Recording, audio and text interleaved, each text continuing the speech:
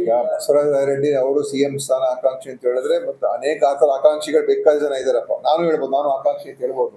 ಆಕಾಂಕ್ಷಿ ವಿಷಯ ಏನಲ್ಲ ಇಲ್ಲಿ ಈ ವಿಷಯಗಳೆಲ್ಲ ಚರ್ಚೆ ಮಾಡುವಂತ ಅವಶ್ಯಕತೆನೇ ಇಲ್ಲ. CM ಮುಖ್ಯಮಂತ್ರಿಯವರು, ಇದು ಹೈಕಮಾಂಡ್ ಅವರು ತೀರ್ಮಾನ. ಮುಖ್ಯಮಂತ್ರಿ ಸಿದ್ದರಾಮಯ್ಯ ಅವರು ಇದ್ದಾರೆ. ಹೈಕಮಾಂಡ್ ತೀರ್ಮಾನದ ಪ್ರಕಾರ ನಮ್ಮ ಸರ್ಕಾರ ನಡೀತದೆ. CM ಅವರು ಕೂಡ ಅದೇ ಒಂದು ಇದರಲ್ಲಿ ಹೋಗ್ತಾ ಇದ್ದಾರೆ. ಅದರಿಂದ ಈ ಪ್ರಶ್ನೆ ಉದ್ಭವನೇ ಆಗೋದಿಲ್ಲ.